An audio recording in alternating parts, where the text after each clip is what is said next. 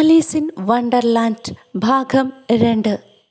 ആരോടെങ്കിലും സഹായം ചോദിക്കാനായി നിന്ന അവൾ മുയൽ അടുത്തു വരുന്നത് കണ്ടപ്പോൾ ശബ്ദം താഴ്ത്തി പതിഞ്ഞ ശബ്ദത്തിൽ പറയാൻ തുടങ്ങി, സർ, ദയവ് ചെയ്ത്. ആലീസിനെ കണ്ടപ്പോൾ മുയൽ ഞെട്ടി വിറച്ചു. അത് വെളുത്ത കയ്യുറകളും വിശറിയും നിലത്തിട്ടിട്ട് ഇരുട്ടിലേക്ക് ഓടി മറഞ്ഞു. ആലീസ് വിശറിയും കയ്യുറകളും എടുത്തു. മുറിക്കുള്ളിൽ നല്ല ചൂടായിരുന്നതിനാൽ അവൾ വീശിക്കൊണ്ടേയിരുന്നു. എന്നിട്ട് സ്വയം സംസാരിക്കാൻ തുടങ്ങി. അല്പം കഴിഞ്ഞ് കൈകളിലേക്ക് നോക്കിയപ്പോൾ അവൾ അത്ഭുതപ്പെട്ടു.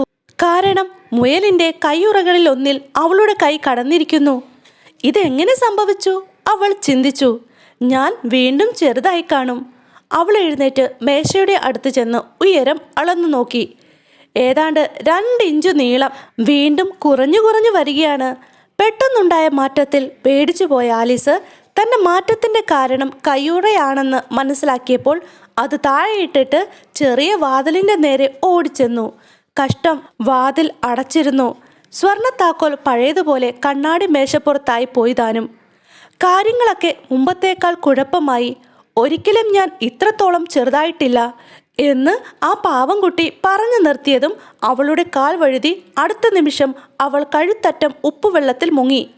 ആദ്യം അവൾ കടലിൽ വീണുപോയെന്നാണ് വിചാരിച്ചത്. പക്ഷേ താൻ കിടക്കുന്നത് കടലിലല്ലെന്നും 9 അടി ഉയരമുള്ളപ്പോൾ പൊഴിച്ച കണ്ണീർ കുളത്തിലാണെന്നും അവൾക്ക് ബോധ്യമായി. ആ സമയത്ത് തന്നെ ആ കുളത്തിൽ കുറച്ചകലെ ആരോ കൈകാലിട്ടടിക്കുന്ന ശബ്ദം കേട്ടു. ആരാണെന്നറിയാൻ അവൾ നീന്തി അടുത്തേക്ക് ചെന്നു. ആദ്യം അതൊരു ഹിപ്പോപ്പൊട്ടാമസോ കടലാനയോ ആണെന്നാണ് അവൾക്ക് തോന്നിയത്. പക്ഷേ അതൊരു ചുണ്ടലി മാത്രമാണെന്ന് ഒടുവിൽ ബോധ്യപ്പെട്ടു. താമസിയാതെ വിചിത്ര രൂപികളായ ഒരു പറ്റം ജീവികളെ കൊണ്ട് കുളം നിറഞ്ഞു. ഒരു താറാവ്, ഒരു ഡോഡോ, ഒരു കഴുകൻ കുഞ്ഞ്, ഒരു ഗിനിത്തത്ത, അതുകൂടാതെ ഒട്ടനേകം ജീവികളും. ആലീസ് കാണിച്ച വഴിയിലൂടെ എല്ലാവരും നീന്തി. ഒടുവിൽ നനഞ്ഞൊട്ടി എല്ലാവരും കരയ്ക്ക് കയറി. കൂട്ടയോട്ടം നടത്തി ശരീരം ഉണക്കാമെന്ന് ഡോഡോ പക്ഷി നിർദ്ദേശിച്ചു. യാതൊരു നിയമവും പാലിക്കാത്ത ഓട്ട മത്സരം വളരെ വിചിത്രമായി ആലീസിന് തോന്നി. ഏകദേശം അരമണിക്കൂറോളം അവർ ഓടി. എല്ലാവരുടെയും ശരീരങ്ങൾ നന്നായി ഉണങ്ങിക്കഴിഞ്ഞപ്പോൾ ഡോഡോ വിളിച്ചു പറഞ്ഞു, മത്സരം അവസാനിച്ചു. എല്ലാവരും വീണ്ടും ഒരുമിച്ച് കൂടി. അവർ കിതപടങ്ങാതെ ചോദിച്ചു, ആരാണ് ജയിച്ചത്? ഏറെ നേരത്തെ നിശബ്ദതയ്ക്ക് ശേഷം ഡോഡോ പറഞ്ഞു, എല്ലാവരും ജയിച്ചു. എല്ലാവർക്കും സമ്മാനവുമുണ്ട്. സമ്മാനം നൽകുന്നതാരാണ്? ഏകസ്വരത്തിൽ അവർ ചോദിച്ചു. ഡോഡോ ആലീസിന് നേർക്ക് വിരൽ ചൂണ്ടി. ഉടനെ എല്ലാവരും ഒറ്റക്കെട്ടായി ആലീസിന് ചുറ്റും കൂടി. സമ്മാനം, സമ്മാനം എന്ന് വിളിച്ചു കൂകി. പോക്കറ്റിൽ കൈയിട്ടപ്പോൾ ആലീസിന് ഒരു പെട്ടി മിഠായിയാണ് കിട്ടിയത്. സമ്മാനമായ ആലീസ് എല്ലാവർക്കും അത് വീതിച്ചു കൊടുത്തു. ഇനി പോക്കറ്റിൽ എന്താണുള്ളത്? ഡോഡോ അവൾക്ക് നേരെ തിരിഞ്ഞു ചോദിച്ചു. ഒരു വിരലുറ മാത്രമുണ്ട്, അവൾ വിഷമത്തോടെ പറഞ്ഞു. അതിങ്ങു തരൂ, ഡോഡോ ആവശ്യപ്പെട്ടു. ഒരിക്കൽ കൂടി അവർ ആലീസിന് ചുറ്റും കൂടി. ആലീസിൻ്റെ സ്വന്തം വിരലുറ ഡോഡോ അവൾക്ക് സമ്മാനമായി നൽകി. തുടർന്നവർ താന്താങ്ങളുടെ വീട്ടിലേക്ക് മടങ്ങിപ്പോയി. ആലീസ് തനിച്ചായി. ഒറ്റയ്ക്കായല്ലോ എന്നോർത്ത് ഉത്സാഹം നശിച്ച് അവൾ വീണ്ടും കരയാൻ തുടങ്ങി. കുറച്ചു കഴിഞ്ഞപ്പോൾ അകലെ നിന്നും പതിഞ്ഞ ഒരു കാൽപെരുമാറ്റം കേട്ട് ആകാംക്ഷയോടെ അവൾ മുഖമുയർത്തി. അത് ആ വെള്ളമുയൽ തന്നെയായിരുന്നു. ആലീസിനോട് അത് ആജ്ഞാപിച്ചു. അവൾ അത് അത്ഭുതത്തോടെയാണ് കേട്ടത്. മേരി ആൻ, നീ ഇവിടെ എന്തെടുക്കുകയാ? വേഗം വീട്ടിൽ ചെന്ന് ഒരു ജോഡി കയ്യുറയും ഒരു വിശറിയും എടുത്തോണ്ട് വാ.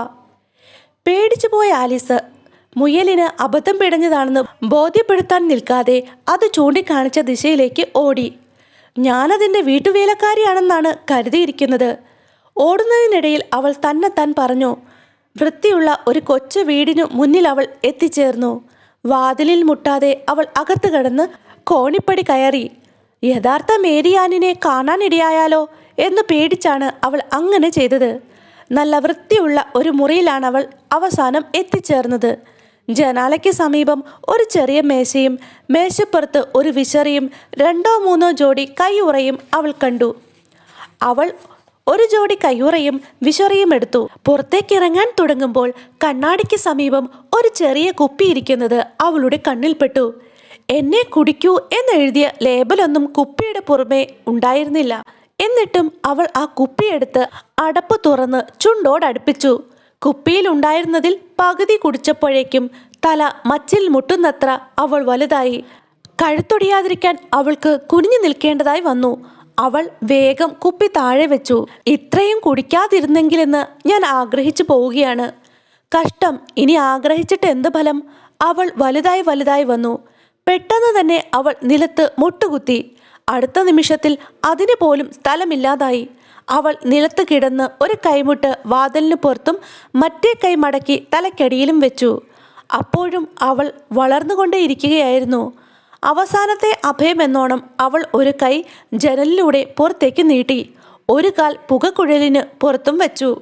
ഭാഗ്യവശാൽ മാന്ത്രിക കുപ്പിയുടെ മുഴുവൻ ശക്തിയും പൂർണ്ണമായി വന്നു കഴിഞ്ഞിരുന്നു. വളർച്ച അവിടെ അവസാനിച്ചു. എങ്കിലും അവളുടെ അവസ്ഥ വളരെ പരിതാപകരമായിരുന്നു. ആകെ അസ്വസ്ഥത തോന്നിയ അവൾ തന്നെത്താൻ സംസാരിക്കാൻ തുടങ്ങി. Mary Ann, Mary Ann! വെള്ളമുയൽ വിളിച്ചു. വേഗം എൻ്റെ കയ്യുറ എടുത്തോണ്ട് വാ. തുടർന്ന് ആരോ കോണിപ്പടി കയറി വരുന്നതിൻ്റെ ഒച്ച അവൾ കേട്ടു. അത് ജനാലയ്ക്ക് താഴെ വന്നപ്പോൾ അവൾ കൈകൾ വായുവിലേക്ക് വിടർത്തി അതിനെ പിടിക്കാൻ ശ്രമിച്ചെങ്കിലും കിട്ടിയില്ല.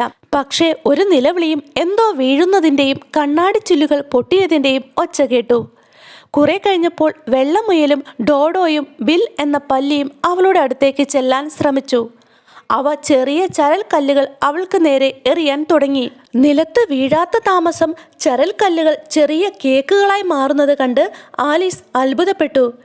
പെട്ടെന്നൊരാശയം അവളുടെ തലയ്ക്കുള്ളിൽ മിന്നിമറഞ്ഞു. ഇതിലൊരെണ്ണം തിന്നാൽ എൻ്റെ വലിപ്പത്തിൽ എന്തെങ്കിലും വ്യത്യാസം വരുമായിരിക്കും. ഏതായാലും ഇതിൽ കൂടുതൽ വലുതാകാൻ ഇനി സാധ്യതയില്ല. ചെറുതാകുമെന്ന് തന്നെ ഞാൻ വിശ്വസിക്കുന്നു. അങ്ങനെ പറഞ്ഞുകൊണ്ട് അവൾ കേക്കിലൊരെണ്ണം കഴിച്ചു. അടുത്ത നിമിഷം തന്നെ ചെറുതാകാൻ തുടങ്ങുന്നത് കണ്ടതോടെ അവൾക്ക് സമാധാനമായി.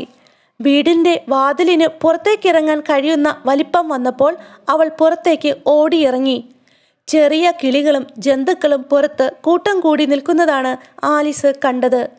അവളെ കണ്ടയുടനെ അവരെല്ലാവരും കൂടി അവളുടെ നേരെ പാഞ്ഞു വന്നു. പക്ഷേ അവൾ അതിവേഗം ഓടി ഒരു കാട്ടിനുള്ളിൽ സുരക്ഷിതമായി ഒളിച്ചു.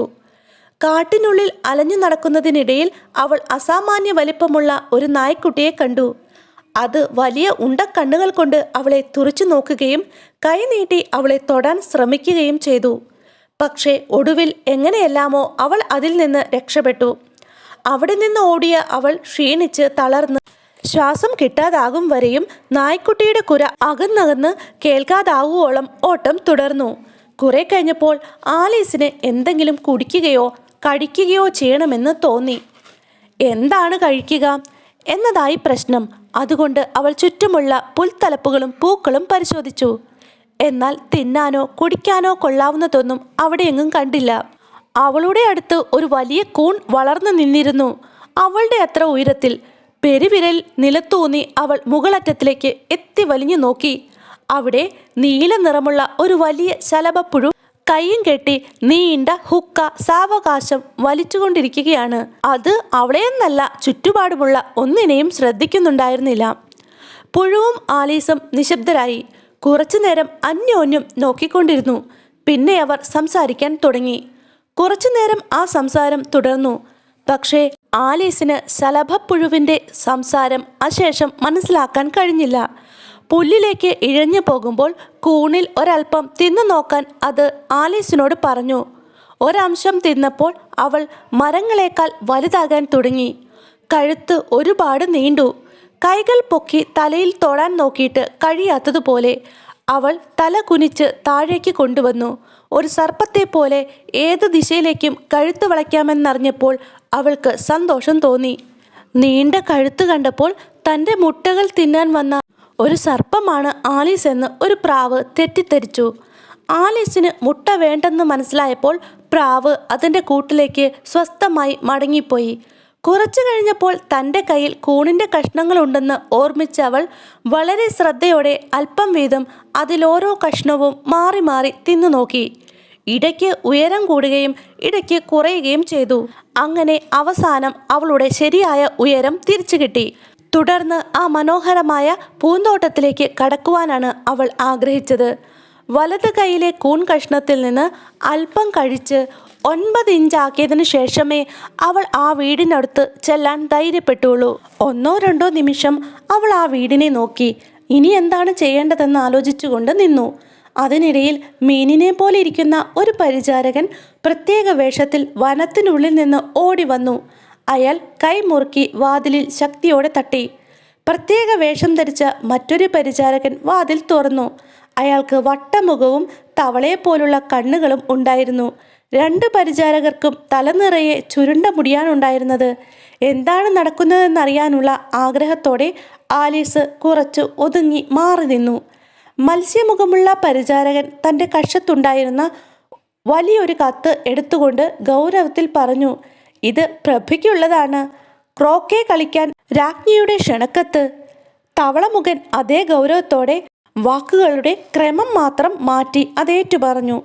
തുടർന്ന് 2 പേരും തലകുനിച്ച് വണങ്ങിയപ്പോൾ അവരുടെ തലമുടി ചുരുളുകൾ കെട്ടുപിണഞ്ഞു. അത് കണ്ട ആലീസ് ഒരുപാട് ചിരിച്ചു. അവർ അത് കേൾക്കുമെന്ന് കരുതി അവൾ കാട്ടിനുള്ളിലേക്ക് ഓടിപ്പോയി. തുടർന്ന് അവൾ ഒളിഞ്ഞു നോക്കുമ്പോൾ തവളമുഖൻ വാതുക്കൽ ഒരു വിഡ്ഢിയെപ്പോലെ ആകാശത്തേക്ക് നോക്കിക്കൊണ്ടിരിക്കുന്നതാണ് കണ്ടത്. ആലീസ് അയാൾക്കരികിലെത്തി. എനിക്കെങ്ങനെ അകത്ത് കടക്കാം? അവൾ ചോദിച്ചു. അയാൾ അതിന് മറുപടി പറഞ്ഞില്ല. അവൾ ചോദ്യം ഉറക്കെ ആവർത്തിച്ചു. ആ സമയത്ത് തന്നെ വാതിൽ തുറന്ന് ഒരു വലിയ പ്ലേറ്റ് പരിചാരകന്റെ തലയ്ക്ക് നേരെ പാഞ്ഞു വന്നു. മൂക്കിനെ തൊട്ടുരുമിക്കൊണ്ട് കടന്നുപോയ അത് പിന്നിൽ നിന്ന് മരങ്ങളിൽ ഒന്നിൽ തട്ടി പൊട്ടിത്തെറിച്ചു. ഇയാളോട് സംസാരിച്ചിട്ട് ഒരു കാര്യവുമില്ല, ഇയാൾ ഒരു മണ്ടൻ തന്നെ എന്ന് നിരാശയോടെ പറഞ്ഞിട്ട് ആലീസ് വാതിൽ തുറന്ന് അകത്ത് പ്രവേശിച്ചു. ഒരു വലിയ അടുക്കളയിലേക്കാണ് അവൾ എത്തിയത്. അവിടെ ഒരറ്റം മുതൽ മറ്റേ അറ്റം വരെ പുക നിറഞ്ഞിരുന്നു. അതിന് നടുവിലുള്ള ഒരു മുക്കാലിലിരുന്ന് പ്രഭി കുഞ്ഞിന് പാല് കൊടുക്കുകയാണ്. പാചകക്കാരി അടുപ്പത്തിരിക്കുന്ന വലിയ കുട്ടകത്തിൽ തവിയിട്ടിളക്കുന്നുണ്ട്. അത് നിറച്ച് സൂപ്പാണെന്ന് തോന്നുന്നു. സൂപ്പിൽ കുരുമുളക് വളരെ കൂടുതലാണല്ലോ. തുമ്മുന്നതിനിടയിൽ ആലീസ് തന്നോട് തന്നെ പറഞ്ഞു. വായുവിൽ കുരുമുളകിൻ്റെ രൂക്ഷഗന്ധം നിറഞ്ഞു നിന്നിരുന്നു. പ്രഭയും ഇടയ്ക്കിടെ തുമ്മുന്നുണ്ടായിരുന്നു. കുഞ്ഞ് ഇടതടവില്ലാതെ തുമ്മുകയും അലറി വിളിക്കുകയും ചെയ്തു. ആ അടുക്കളയിൽ തുമ്മാത്ത 2 ജീവികളെ ഉണ്ടായിരുന്നുള്ളൂ. പാചകക്കാരിയും അടുപ്പിൻ്റെ പുറത്ത് കുത്തിയിരുന്ന് ഒരു ചെവി മുതൽ മറ്റേ ചെവി വരെ പല്ലിളിച്ച് കാണിച്ചുകൊണ്ടിരുന്ന വലിയൊരു പൂച്ചയും. നിങ്ങളുടെ പൂച്ച എന്താ ഇങ്ങനെ ചിരിക്കുന്നത്? അതൊരു ചെഷയർ പൂച്ചയായതുകൊണ്ട് പ്രഭി പറഞ്ഞു. ചെഷയർ പൂച്ച ഇങ്ങനെ എപ്പോഴും പല്ലിളിച്ച് കാണിക്കുമെന്ന് എനിക്കറിയില്ലായിരുന്നു.